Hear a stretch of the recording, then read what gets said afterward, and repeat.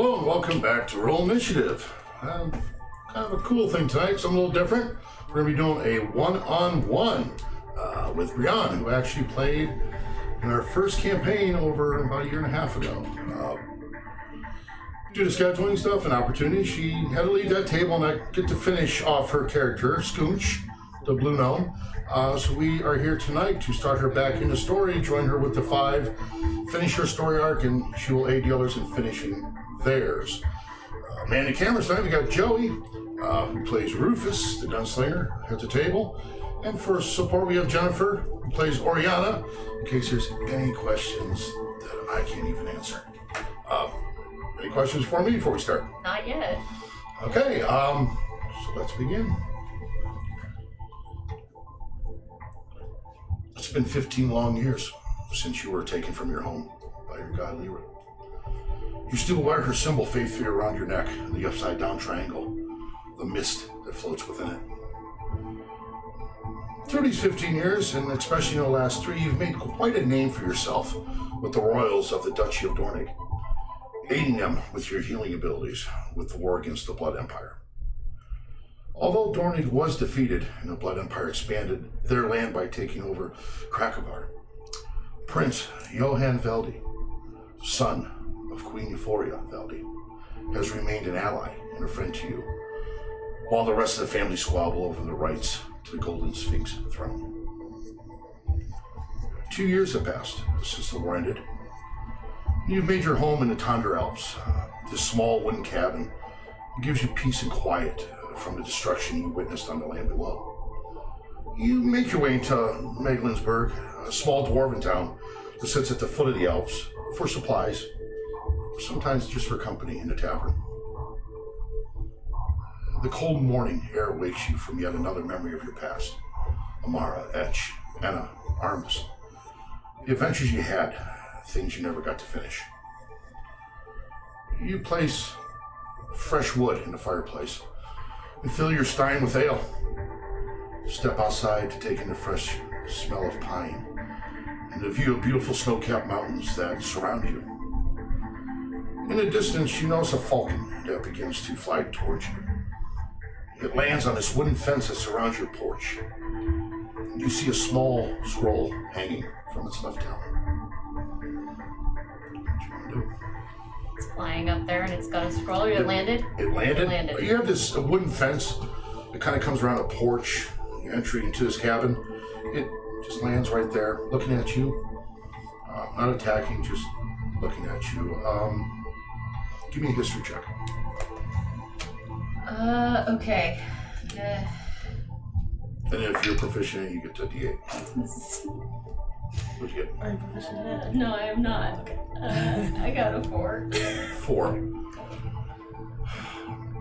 You look at this scroll that's hanging from it, and you remember hearing stories, more lore than anything else, that the seer, this individual not from Midgard, would use falcons to send messages. One's never been sent personally to you, but this is something you kind of can recollect as you see this around its talon. I want to go up to it gently, not to scare it, and see if I can get that scroll off of its talon. Okay, animal handling.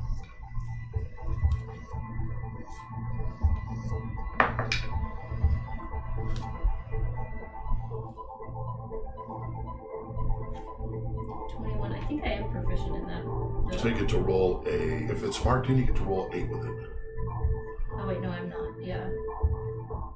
So that's it, 21. 21? Okay. Yeah, you easily kind of, and even else it doesn't seem to harm you as you gently untie this small scroll from it. As you roll it out, you see at the top of it a name written, Lady Serena Maryglade. As you read down further, your faithful service to Dornig has led me to you. A dark threat has made its way into the Knights of Del Sera in the form of a spy, with the intentions to murder those being sent to Midgard in our aid. As you read this, you get this overwhelming feeling, very similar to the first time you were taken from Athena, this feeling of being drawn out. as you feel yourself leave your body, you now feel this air warm around you as you're standing in a forest, the trees covered in the shades of autumn, except for one that stands in front of you. As you look at this, it's just covered in every color you could ever imagine possible. Just beautiful as it takes you in for a moment. You see, sitting at the base of this tree, a pale-skinned woman, long white hair, with the remnants of the red that it used to be. Blue, silver eyes, silver wings to extend from her back. Wearing a very plain brown dress. I am Serena Maryglade. I wish you no harm. I need your help, Midgard. I need your help. As she takes you into her mind, you see a tavern along the coast. As you see these visions, you can hear her voice speak in your mind. Smolderheim, they will arrive in 3 weeks. You hear this word, a court of owls. Have been hired to stop this. And as she's saying this, you see this vision of these trowels, which you were very familiar with from Athenium. You notice different, they all seem to carry these very large wooden axes, battle axes, with an owl between the two blades that's carved into it. They also wear these medallions of this golden owl. You see faces flash in front of you, women, men, children. I do not know who the spy is. He or she has many faces. Trust no one. You also see a vision of a tall man, bald head, pot-bellied. Right away, you can just feel a clarity from him. You hear the name Friar Stone. You see yourself in this room, a war table in the center. Pieces sitting on this map. A discussion. You see a man, white-bearded, one eye missing, scar tissue. You see 2 half-elves, one dressed in black leather armor, the other one a female, a lute that she carries one way on her back, a sword on the other. You also see a younger girl, seems to be elven, blue silver eyes, short reddish hair, and a half-orc female, very large, kind of standing back looking over his table. You see this ruckus, you see this, as you look at this room, in the very far side of it, you hear exit. Your exit. This vision that keeps filtering into your mind. You snap out of it. You must make it to Smolderheim. They will arrive in 3 weeks. Everything you've seen is your guide. Man, I should have been writing that down. Real quick, a war room basically is what you see. It's a war room in the back map, so you do see that. You see 5 individuals standing along with this bald-headed, pot-bellied man. You see on the far end of this a way out. You see a long hallway with stairs that go downward, and then you see a door that is locked, and that's where it stops. Gotcha. So this is everything you see. Okay. As you stand there, just please watch over my niece, Ariana. She is not complete right now. As you stand, you feel yourself be sucked away. You now find yourself standing back on your porch. The coldness immediately just snaps you out of this. The falcon kind of looks at you for a moment as this scroll just disintegrates. Looks, flies Definitely off, should have written that down. and it flies off away. So what you want to do? Oh, is this mine? Cool. Well, I definitely want to head to... Is it Smolderheim or Schmolderheim? Smolderheim. Smolderheim, okay. With your knowledge of the area and been here as long as you have, you know by heading more north and taking the Tundra Alps down the other way, away from the town you usually visit, will take you to Gemport. You could probably find a ship. Might take a little hustling, or might even take sneaking aboard one to get yourself into the docks of Smolderheim. How far away is Smolderheim? On foot, you'd be looking at close to 67 days. So, Okay. you making your way down the other side of these mountains is going to run you about a week. to get to Unported about another week, and then the sail there, you should make it about right on time, if all goes well. And that's the plan. Okay, so you kind of suit up, you walk back in your cabin, open this chest that you've had. You haven't looked at in quite a while. As you take your weapons out, your hammer and different things, you begin to suit up, putting your armor back on, all of this, as you begin to head down the side of the Alps. Now, as you begin to descend down, the air is bitter cold. Heavy snow begins to come down as the sky begins to turn this charcoal gray.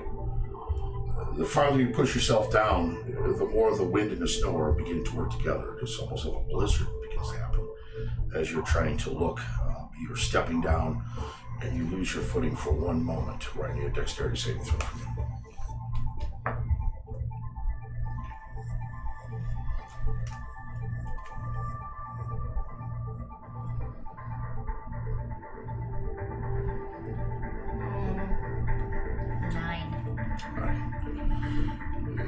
So as you begin to step down between the wind, the snow, the lack of vision, you lose your footing and begin to tumble down. Head over foot. Boom. At times you bounce into a tree, you land down. You feel like you're falling forever. Just downward, downward, downward. So your body bounces up. It's another thing, it all falls. You land prone and you do take 12 points of bludgeoning damage as you land prone. It's a fair amount of bludgeoning damage. Just, you're bruised up. Yeah. As you kind of just land, creating this very small snow angel. All this snow, you just kind of lay there. Oh. As you kind of look through this blowing thing, something you want to do? I mean... Right now you're prone. Wind blowing, snow heavily down. As you kind of look through this snow is swirling, you swear you see this large creature of some sort that moves. And at times it seems like the white snow kind of blinds out its white fur. I need a perception check from you. Wait, let me see something real quick.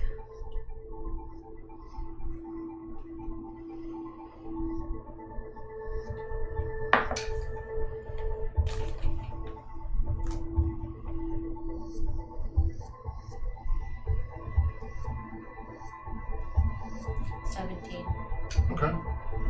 So as you kind of lay there, you're trying to wipe the snow from your eyes, and you kind of try to get a better view. This creature now makes itself even closer, as now at this point it's standing above you. You've heard of these things. I have not encountered one, but some people call them like a yeti. Some use the term abominable snowman that lives in these Alps.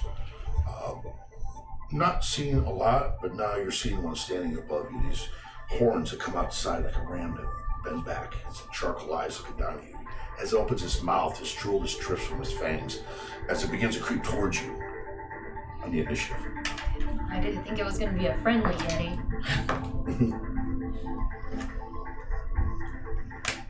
9. So, what do you want to do first? Oh, okay. I wasn't expecting that. And it's right over you. As you're kind of there in the snow, you're able to get your weapons or cast magic, but it's just lurking over you.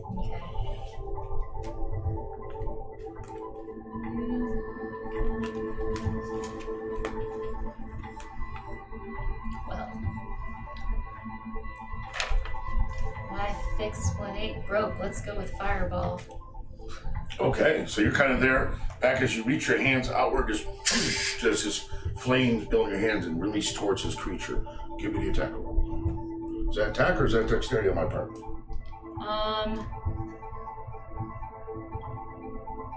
Dexterity saving throw. Okay.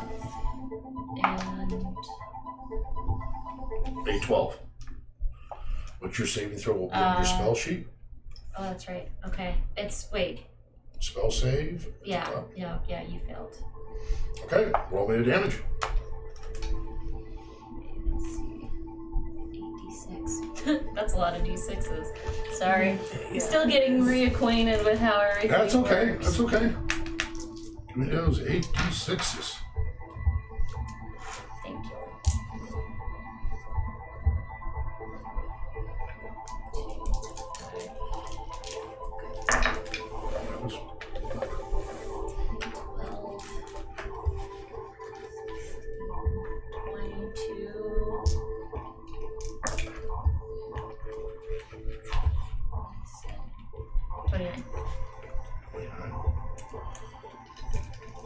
Nice hit.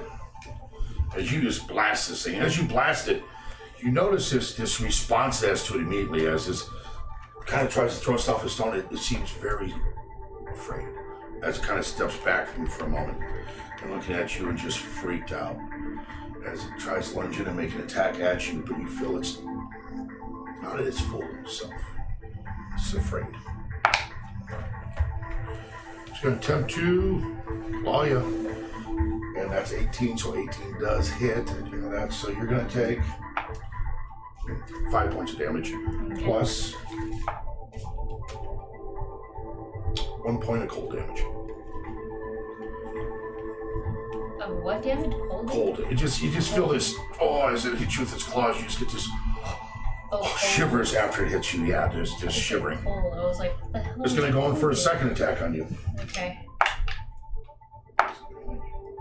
And this time, as it swipes, you kind of just take your hammer and block it. As its claw just rubs up against it, you push it away. So it's your turn. Yeah.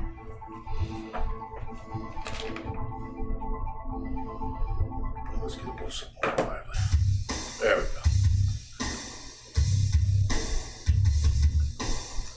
Let's go with burning hands.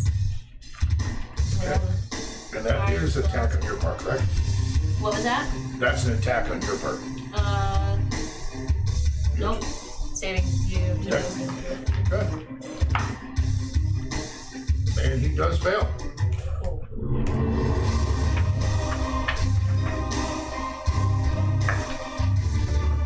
Oh, substantially worse. That's 6 points of damage. Okay. Okay, so again, and that is fire damage. So again, as you touch it with this, it just lets out this howl, deafening howl, where you kind of hold your ears and just screams out, echoes. Seems to echo through this forest. It is now going to attempt to claw you again.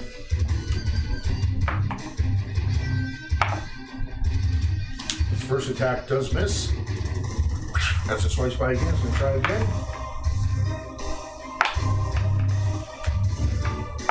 And its second attempt also fails as you just move underneath it as it attempts to swing at you again. You're up. Cool. I'm gonna go with Scorching Ray. There's a theme here. Okay. Okay,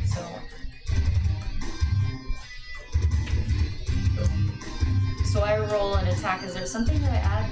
Yes, right? your attack modifier. Okay. Which is where? Oh, thank you. Oh, okay, cool. Thank you. That's a critical fail. Do I still get to add my modifier? Now with a 1. Yeah, I didn't think so. Okay, so I need you to roll me percentile dice. 2 10 and a 10. The one has the percentage and then a 10 with it. Wait. Oh, That one and then a regular 10-sided dice, which is right next to that little board blackish one right there with the 5. That's the 5 point up toward you. Oh, wait. Yeah, that's on the gray one. On the gray one, I'm sorry. This one right Yep. here? Oh, Roll those two together. Tell me what the percentage is. 92. So, you fire it off. As it does, it beams off the wrong way as he comes in to attempt to hit you. And misses. This now kind of stumbles across. It is now its turn. Okay, good try. This does make contact as its claws just dig into you. As it does, it kind of lifts you up in the air for a second. As it's kind of holding you, its long claws just digs right into your body. You are going to take 14 points. Nice. As it releases it, you drop onto the snow again. Oh, when you're looking at it, it just growls and leans towards you. Again, it's an attempt to swipe down it. The second one does miss. You kind of pull yourself back. It's looking pretty rough. Yeah. It's also it's your turn. Alright. I'm messing around.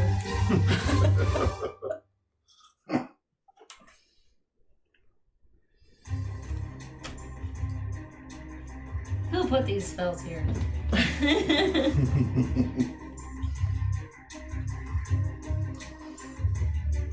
You can see at this point, it's where you've hit it with this fire damage. His fur is just gone, burnt out to the flesh as it's just bleeding out. It's blistering and festering in these areas.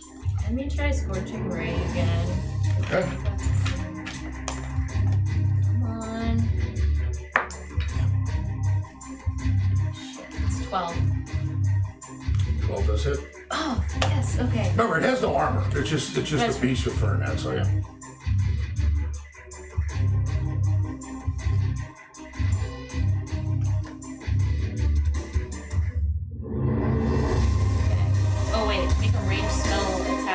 For each ray, so this is for the first. Oh no, it hits, and then I have to make a. I have to roll for each one. Yes. Okay. So the first one, 19. So that's 2 you can roll for, so 2 have hit. You're doing 3. Oh, okay. Yeah, there's roll 3. the last one and then do all the damage. Yeah. Yep. Okay. So 2 have hit. 13. 21. Yeah. All 3 hit. So 3 damage for all 3. Cool. Okay. So 2d6. 6, 10, 7. 17. Sure, I wasn't doing the math in my head. 6, Sorry. 10, 17, yep. Not my So specialty. you kind of release off these 3 as it just pummels him. And the last one just rips him wide open as his inside organ tends to drop out as he just falls into the snow right down in front of you, turning the snow around you just as deep red as its blood just filters out all around you. I need a perception check.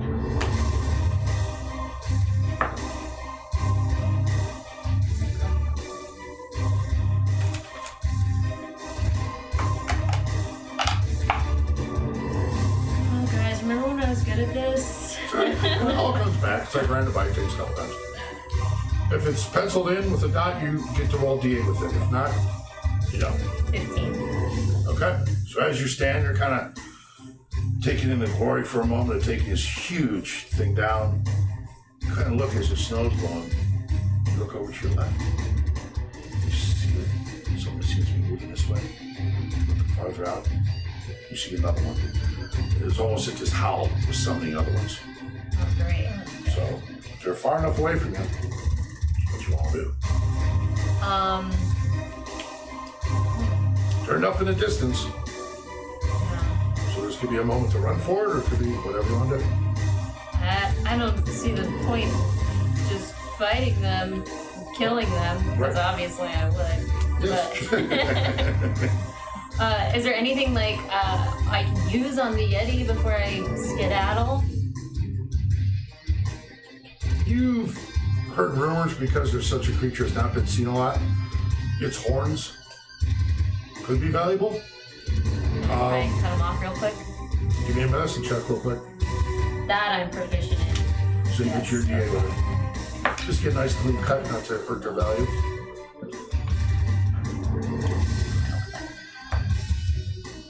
17. Yeah, you're able to cut both of them off, but the time doing this, as you're cutting it, these things are now moving closer, and you hear that same screeching howl coming from them, as if they may be summoning more. You're not sure what it means at this point. Could be a battle cry of some sort. Okay. So they're far enough away where you can still attempt to get out. Forward. Well, yeah, I think I want to get out of there. Okay, so you just running, that time slipping a little bit down the sill as you're trying to keep your footing. I need a stealth check for you. A what check? Stealth. Stealth.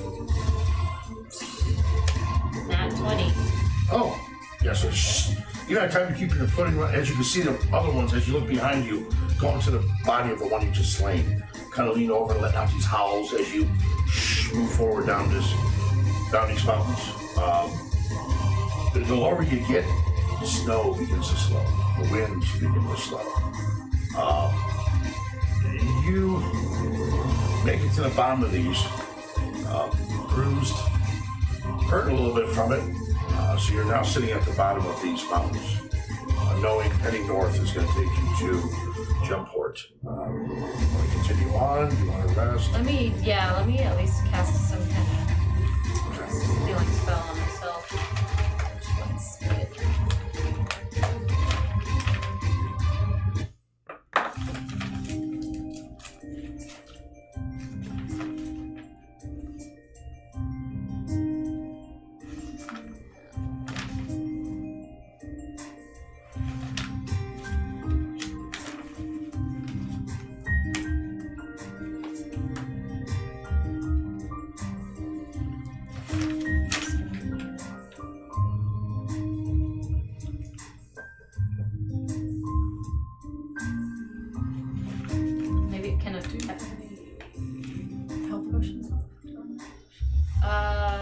You could do healing word on yourself. Yeah, healing word I was thinking too. You can take that health potion. Might as well, yeah. Utilize it up. It's been here for over a year. Oh, it's been here a long time, yes. Yeah. I was going to make it as like a time capsule. I said your earrings still in there too. I know, there's like necklaces. On this table, let's have the earrings also. So. Oh, cool.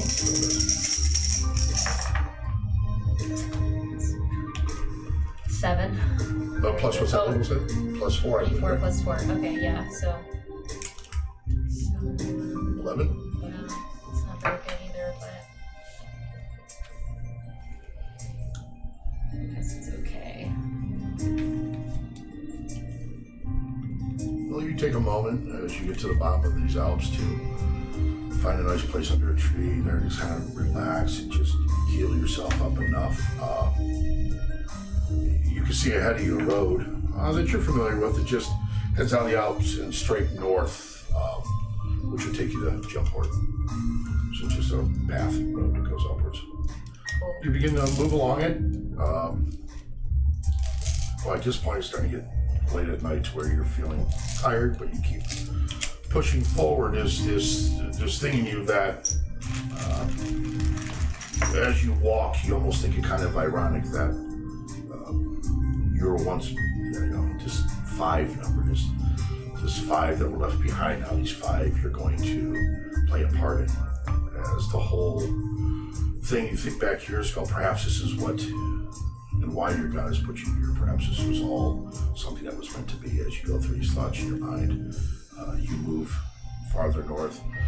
As you're moving a carriage, you can hear as you look behind, big Clydesdale horses pulling this. As it pulls past you, you can see an old dwarven man kind of doing it as he moves along. You recognize it as some kind of merchant carriage. So he gets next to you. It's a little thing like you doing out on a cold night like this. Get yourself hurt. He kind of looks a little closer. Blue. Why's everyone gotta mention that I'm blue? He kind of, pulls his horses back from up. You wouldn't be having the one that I always talk about. Hear hell sometime talking about just Skoonch the Blue. The one and only. Well, where are you heading there? I'm going to Smolderheim. That's all the way around the other way, although you could probably maybe catch a boat out of Unported. That's what that was my plan. Unless. Well, why don't you hop on in? I can get you there. Sweet. As you kind of get in the back of it, just him. So you get in the back, you see 2 crates that appear to be weapon cases, appropriately labeled. You also see some ale. Canisters of ale are sitting there. Continues forwards. What's the whole deal with Smolderheim? You know that's some kind of like magic city, right? Yeah, it's just a little quest that I'm going on. What was your name? I'm sorry. My name's Don. Don.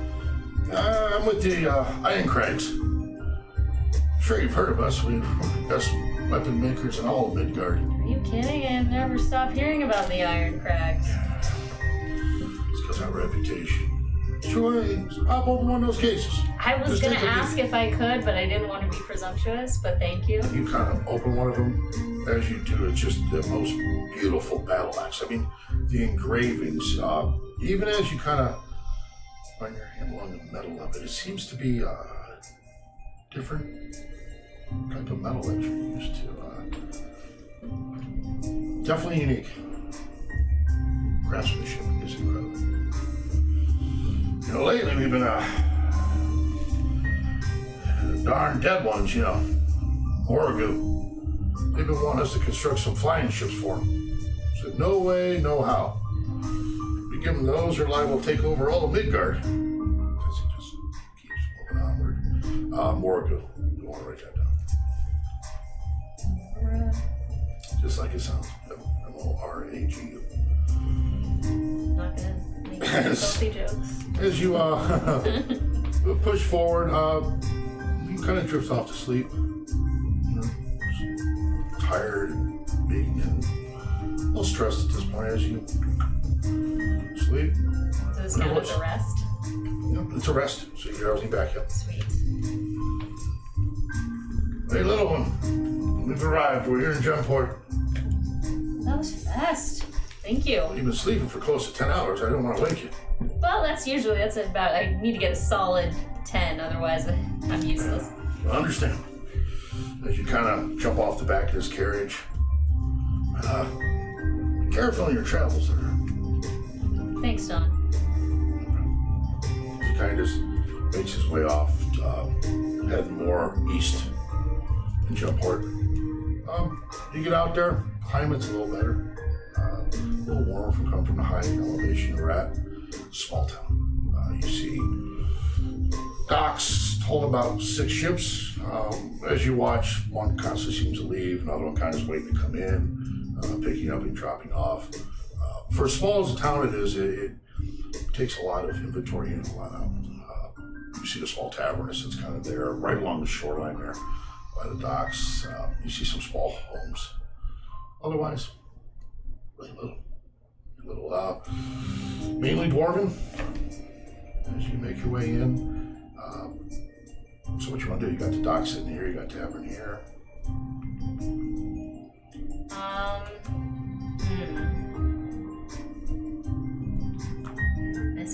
Stop into the tavern, just have a peek and see what's going on in there before I get a ship.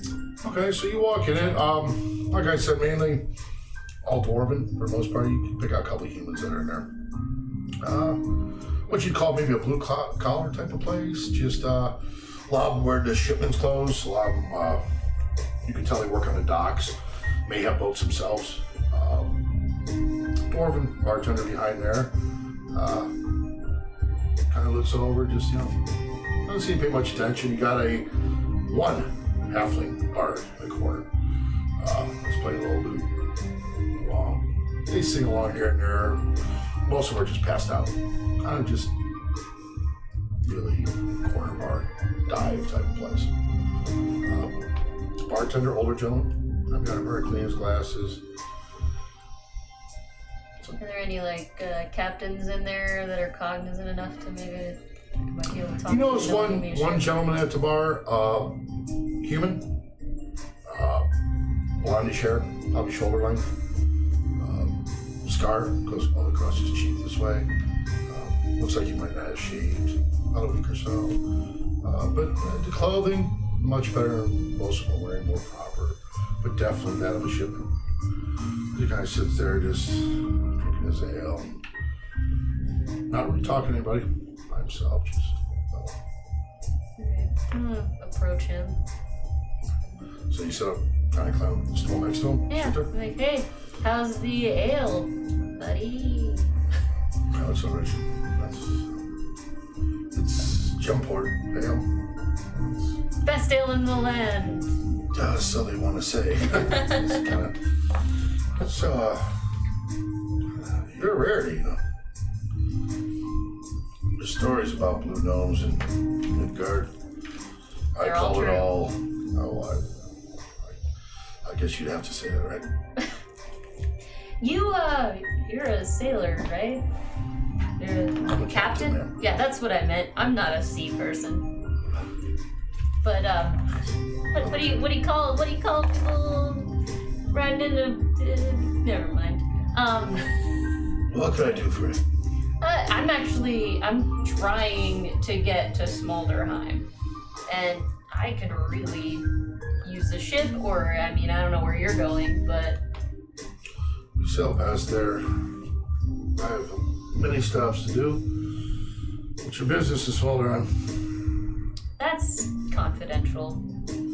Well, you're not going there to kill somebody, right? Because I can't have a hired killer on my ship. And these days in Midgard, if you ain't on the seas and you don't have money, then you're usually a mercenary. You know what I mean? I do. What was your name? My name's Samuel. Samuel. Listen, Samuel, let me level with you. Sometimes you gotta kill people. I don't know that that's what I'm going to do, but there's a chance it could happen. I just want to be upfront with you. Well, I do appreciate your honesty. So I'll tell you what, little one. I'll give you a ride there. But you turn over all weapons to me, and I'll give them back to you when you get off my ship. That's fair. That's fair. Not much of a weapons person anyway, so. So then what are you? You're not one of those magic users, are you? No, Give me a deception check. what are you talking about? That was great.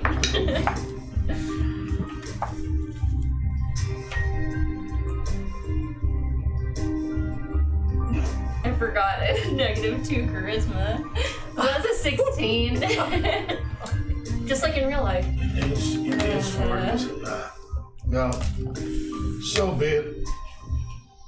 I got 40 men on that ship. You try any tricks, we'll harpoon you and throw you over the side. How's that sound? Sounds great. Just like my parents We would say. leave first thing in the morning. You're welcome to sleep on the ship tonight if you like. Just keep to yourself.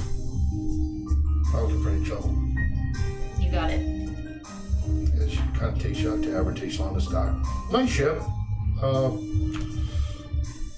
You don't have a lot of experience with seeing a lot of ships and being where you're at, but you gather it as a large type of merchant boat. You can also see the netting that sits on, probably used for fishing. So it's probably more that kind of thing. But you don't see a lot of weapons and armed with a lot of type of things whatsoever. As you board on, you can sleep down below. Keep to yourself. Cool. Yep. And as you opens his hatch, and immediately the smell of fish just as you down there. Good thing I love stinky, smelly fish. Otherwise, this would be horrible. So you go down the ladder, you're sitting where they're storing the fish. All of it just has that lingering smell of salt water and fish, and just as you kind of just try to get some rest. Throughout your rest, you feel the ship begin to move. Through the splits of the wood, here and there, you can see light that kind of kicks down into this bottom area you're in. Do you want to stay down there? You told me to, but... You can hear movement now. As you kind of watch, you can tell footsteps going along the flooring. Every once in a while, shoots out a little bit of dust as they're walking across. There's definitely movement. You hear voices talking. Sure, let's head up there. You kind of flip the hatch open, and at first it's just, the sun is just bright as you're sailing. Yeah, there's a lot of movement going on. You see the sails being worked, and you can see the captain now steering this ship as you're going through. He kind of looks down at you, just looks away. There's a lot of movement. They shuffle past you, kind of like, what the hell? Keep doing their thing. You travel for good, this goes on for a good 3-4 days. Resting. It gets to a point now where he's letting you're sleeping just on the main deck, but no bedding whatsoever. You're just kind of just making yourself as comfortable as you can. Finally, you come up to this large stone wall. You can see the coastline behind it. These large city with like dome-shaped buildings on the top. You also notice right away this purple energy seems to float above this city. as his ship pulls up to what you call a toll booth. Old man, you kind of catch a view of him, big white beard. Must be some kind of tobacco chewer because you can see the stains on his beard as he kind of spits out his toll booth once in a while. You watch a captain handle some papers as these two large gates open and you enter into the coast. Ship docks as you are now in Smolder. As you exit this boat, Samuel kind of listens. Enjoy yourself, I guess. Thank you. Can I repay you in any way? A handshake, a hug, Yeah, you can high repay me five? by not saying you came here in my boat, because you seem like you might be a little bit of a troublemaker, so let's just consider it. I don't know you don't know me. You got it, John. He just kind of winks and Not his walks name. away. As you make your way into the city, it is full of young magic users. You can see them, people throwing copper pieces at them on the corners as they do these tricks. You see whores charming the shipment, just trying to pull them into the brothel. As you push through, you also see this large tavern. You can hear the patrons. It's a kind of an open area. It's not just what you'd call just a regular door entrance. It's pretty open, probably about a 15 to 20 foot entrance that's just open to the public where people can filter in and out of it. You can hear patrons shouting along with this bard, singing these clever limericks as they just shout along, waving their mugs. So you're at the foot of the tavern, ready to enter. All right, let's go in. Okay. As you enter, you notice a human bartender behind the bar. You also notice on the far end of the bar, I guess what you'd say is a guard of some sorts. He's definitely armed, standing in front of this wooden door. As you walk in fact, he has just kind of closed this door. He's now kind of, again, standing there. You can see him and the bartender making eye contact once in a while. What you want to do? Go up to the bar, the bartender. Try to order a drink from him, maybe make a little conversation. Human guy, probably late 40s, salt and pepper hair. As he approaches you. See all kinds of this job, don't we? What can I do for you? Just whatever your finest ale, please. Finest ale. And you can afford the finest ale? Can I? Maybe. That's what I asked you. I don't even know how much money I have. Do I still have everything from? I will say you spent some. Let's start you at about 150 gold from all the healing and the payment from the Duchess of Dornig for your healing and your job. So you said about 150, 200 gold right around there. So, I will get that for you. Wait, hold on. How much is it? The finest? The finest. 5 gold piece. Oh. A stein. Sure. Do I get to keep the stein?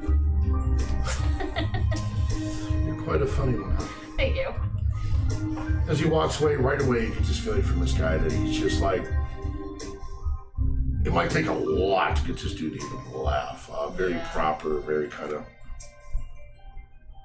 brag, but just very hoity-toity. So he comes back with this stein. He knows the stein is like half the size of the stein you're used to drinking out of. Not smaller. Not the full stein like you get. It kind of sits it there. Another 5 gold, please. Here you go. Make it. I'll give him double for a tip. So that's 10 gold. Is this an attempt to impress me or to bribe me, ma'am? Yes. To which? Mm-hmm. Yep. So Both. be it. As you watch him, as he kind of looks over at that guard, the guard kind of just looks at you for a moment, and now the guard's kind of standing there, arms crossed, watching him. Well, let's just be blunt. What is exactly you're here for? I don't get this good of a tip from the ones that can actually afford it, ma'am. So what are you exactly here for? Just, trying to see what's going on, play it by ear, just figure out like what are the roots of Smolderheim. Really just talk to the people, you know, see what Smolderheim is all about. That's why I'm here. Just to, you know, just to get to know Smolderheim and all of its colorful inhabitants. Very well then. Is there anything else I can do for you? What's behind that door?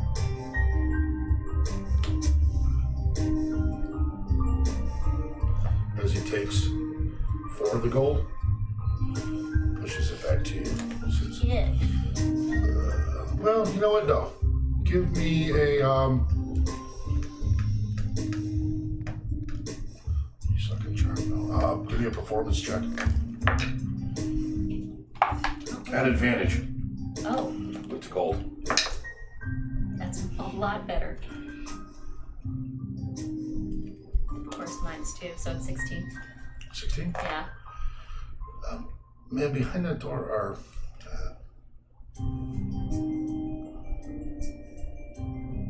private meetings for those who are invited to attend. Cool, that's what I thought, because I'm supposed to be in there. Pretty sure. I'm late, unfortunately, but Well, I didn't want to may- be too direct. May I because- see the invitation, please?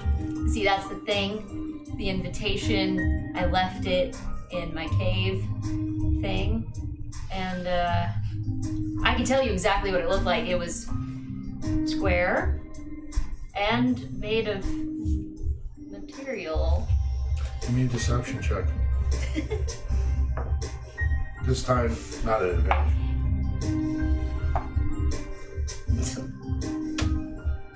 Why is deception gotta be charisma? Come on. Well, it makes sense. 5.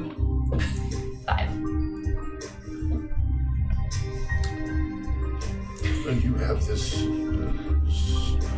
so-called invitation in town with you, you said, or you left it where? See, I saw it, I was on the dresser, and then I was like, oh, I better not forget that. And then, you know, I put on my finest pants.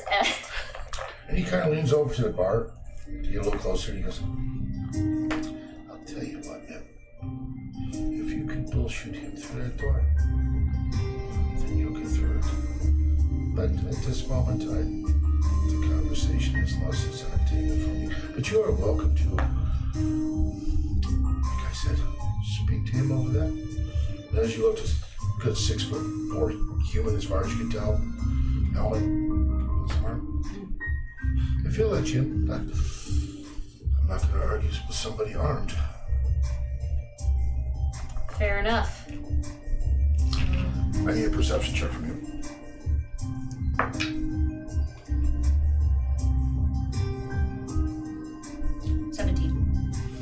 Okay. So as you're getting off the stool, he's kind of looking around, and as you look towards the entrance, you see 6 drows beginning to walk towards the entrance. Black, hooded, their yellow eyes kind of just giving this radiance of light underneath their cloaks. Leather armored. You notice around each one of their necks a medallion of a golden owl. You watch as 2 of them wait outside the entrance. As the one that seems to be instructing all of them, you notice protruding from his cloak what seems to be a handle of a very large battle axe. They haven't made their way in yet, but they're getting ready to. The soldier you need to talk to is at the far end of the bar, so you walk that way where the door is. Okay. New plan. Think. Hold on. Let me see if this is something I can do. That's a good one too. Oh gosh. Okay.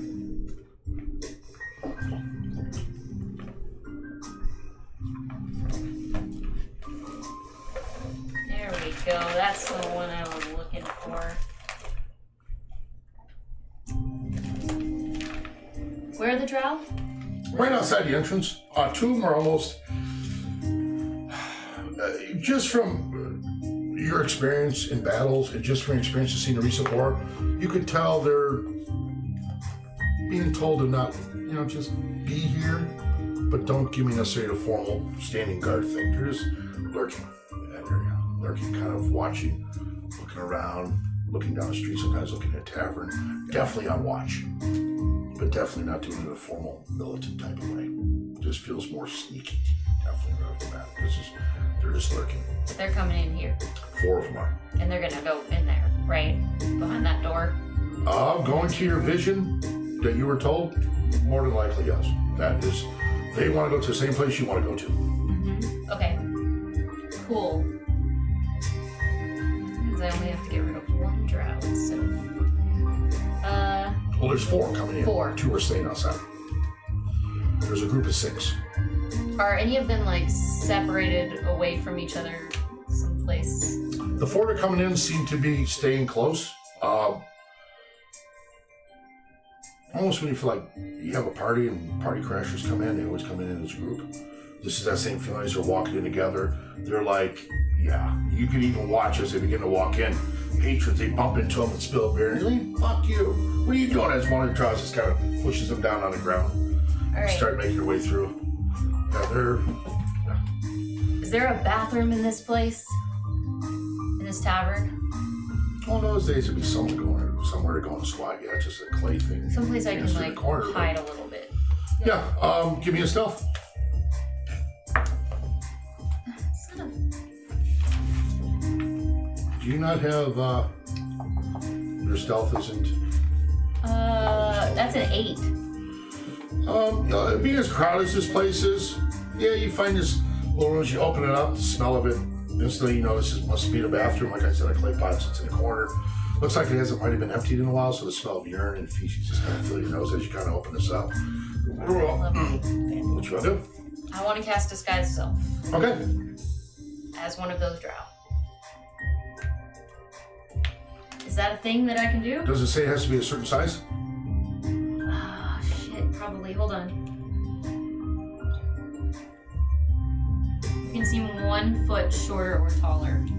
Okay, so you can put yourself at about at a dwarf's height, but you don't have to look like a blue gnome. Okay,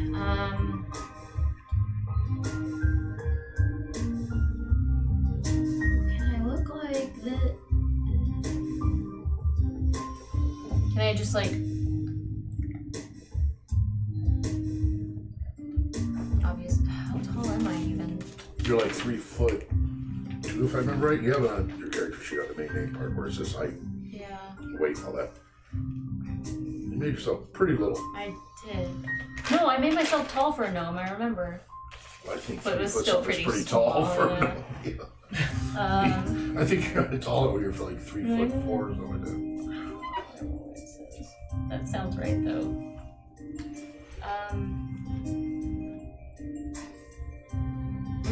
Okay.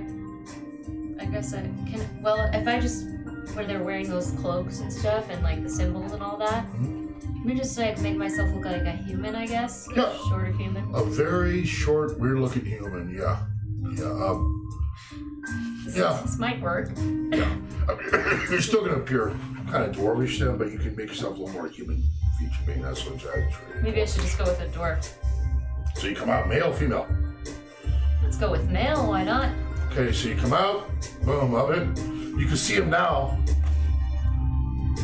leaning over the bar talking to Reginald. Okay, I'm just gonna go join up with them and see if I can Okay, pull this one off. so you're gonna sit up, you're gonna jump on a stool next to him, so you're more at their level of height? Yeah. Okay, I don't know, so just go over to them and be like, hey guys, sorry I'm late. to the drows? Yeah! Alright.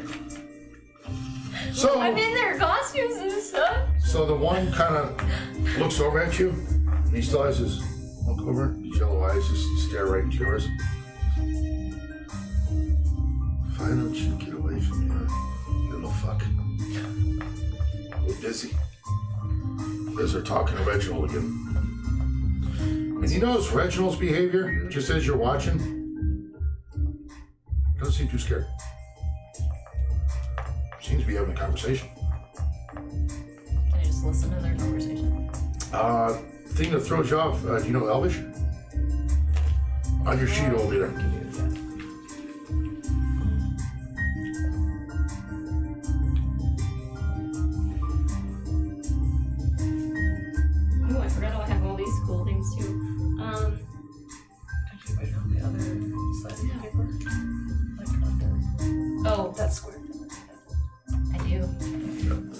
The first thing you find very odd is a human speaking Elvish with him. First thing it takes you back for a moment. Just different, hadn't seen a lot. Give me a perception. It's a very loud barn, not talking loud. 15. You overhear bits and pieces of it. You hear they're in the room at the end of the hallway. You hear Reginald saying, I want the land you promised me. I was promised, and I want my gold. I need to get out of here. You hear that. You hear the one that seems to be doing the most talking, kind of in the center between them. We'll get you your gold. We'll get you your land. We need to get in there with your guard. As you watch Reginald kind of lean in, look over at the guard. I have a problem over here with these drows. I need you to get them out. Can you get them out? As the guard leaves his post from the door, he begins to come over. What you want to do? The door is now vacated. The guard is now coming towards you. You're planting yourself next to these drows who, Cool.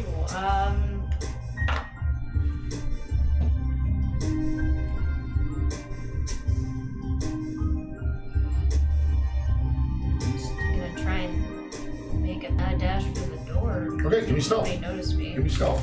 At advantage. With everything, you just bartender Reginald's causing quite a commotion to get this guard over here. Even some of the patrons kind of stop, shout along, just watch what's going on. You hear whispering about trials. At advantage. Better than that. They were both 5s. Plus 8. Your dexterity. Yeah, they're 8. Well, like I said, everything is distracting right now. Yeah. This isn't trying to hide from enemies. You're just trying to get to a door where everything's going on. So you get to that door as you go to. It's locked. As you watch these, now the talking's starting to go on with the guards. And the guard and the drows, as you watch, Reginald direct his guard to try to get them out of there. As you watch, these drows seem to be going along with this pretty easily as this guard begins to push them out of the entrance. You could attempt to pick this lock with a dex check. If you have sleight of hand, that will give you the dice with it. I don't think that I do. Just give me a straight dex check. And add your modifier to it. It's a good one. 21. Okay, so as this is going on, snap that lock, open this door, immediately opens this corridor that goes about 10 to 15 feet down, torches the light this stone walkway downwards. At the end of it, you see another wooden door. You watch, kind of turn over your head as you watch, very quickly, as this guard is talking to these drows. One of them very quickly sliced behind his neck as they kind of just pull him back as this is going on. All these drunken patrons, and they're so quick at it, you're impressed immediately, like, whoa. As you close that door behind you, Lock it behind me. begin to run down this corridor. As you get closer, you hear talking going on. You hear voices talking about the war in Midgard, and you hear words named Prince Naboo and assassination. You hear all this going on as you get close to this door. You begin to pound on this door. As you hear silence. No one seems to be coming to open it. As you look down into the hallway, you can see the handle on that door begin to jiggle. I don't know. I kind of want to hide. You're at the door. The hallway. The other door at the end of it. Oh, the door with the... Yeah, you're pounding on it. Okay. What can I do? Can I try to kick it down? It's locked, or... Yes, you can. You could shout. You could kick. You could do whatever you want to do. You can hear people inside. Huh? I'm gonna give it a kick. Okay, give me a strength check. Not my specialty.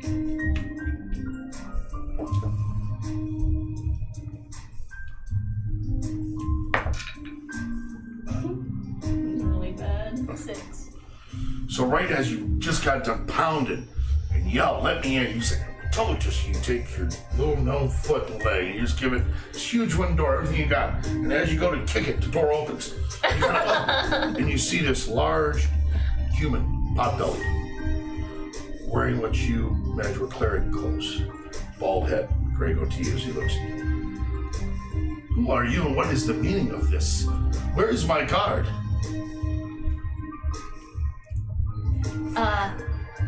Yeah, that's right. Hey, Friar? Yes? "How do you know my name?" Vision. I saw it in a vision. I'm supposed to be here. I'm supposed to help you guys. And as you look around the room, around this war table, you see the group that was in the vision. A gentleman standing, white beard, cowboy hat, one eye gone. You also notice right down the way he has things you've heard of pistols. Never really seen him in person, but you've heard of this gunslinger myth. Don't know a lot of Midgard. You right next to him see a tall half-orc woman on the staff, kind of all looking at you. You see a bard, a lute, this way on her back. A sword comes across this way. You see a half-elf and what appears, you'd guess, probably a rogue, just by the dress, very similar to the drop. Black leather armor, except his cloak is more of a bluish. You also see a red-headed girl standing there. Doesn't seem to be straight elvish. Blue, silverish eyes. Yeah. As you look at her, and Friar, what is the meaning of this? As the door on the end of the hallway breaks open, you can see now 4 of these drows begin to march quickly towards it. As Friar slams the door, drops the wood down. "If you're here to save us, and save us, what? Speak of your visions." I'm not good with remembering visions all that well, but, You look around the room. Looks exactly how it was described. but this is pretty much This it. is the war room. You focus on the other side of the wall where you remember this way to get out. As you kind of all starts to come back to you. You remember Mary Glade. You remember take care of my niece. The first thing you think is when you look at Oriana is, God, you look like a younger her. You're like a spitting image of her. They all kind of rustle around you as, what do we do? You make your way to the cross to the other side of the room. I need a perception check from you.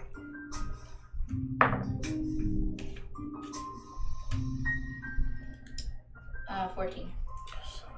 You feel around that area in the vision, something pops. You're able to slide this door back, and here's a corridor. Another 15 to 20 feet corridor, torches that light it down along the way. As they're all looking at you like, what is happening? Follow me, we're going this way.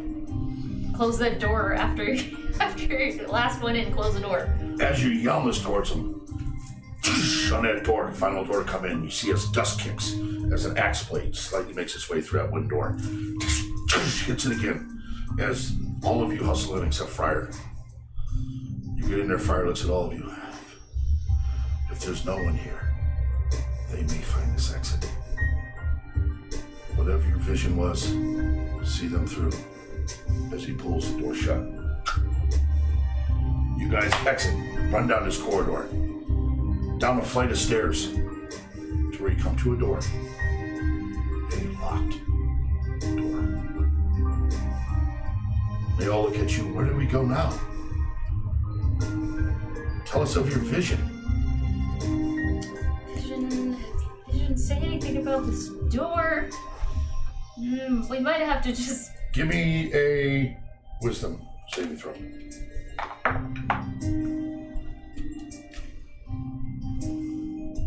10. You're kind of sitting there, you're panicking. Everybody around you's like, what's going on? And you just slow things down for a moment. You go, wait. She said it ends with the locked door to my niece. Trust no one. And a locked door is where her vision ends. But that's where it fades. Meanwhile, in the room, the drows make their way in. There's all 4 of them surround Friar.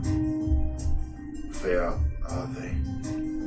Friar does not answer, as if begin to punch him and kick him. Where are they? Does not answer. as they walk to the war table.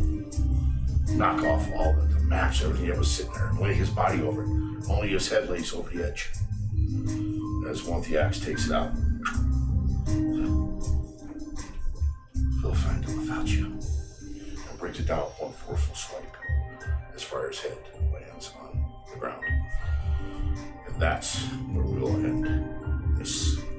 Next time we're together, you will be with everybody, and we will pick up from the infamous locked door. Cool. Was Friar important? Was he an important NPC, guys? Sorry. He was their connection from Faerun, who they were to meet with. They got some information out.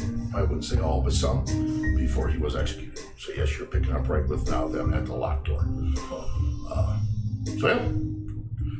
Thanks everybody for watching. What's that thing again? I don't have. Like, comment, and subscribe. Thank you, Rufus, over there feeding that to me. Like, comment, and subscribe, and we'll see you next time. Thank you.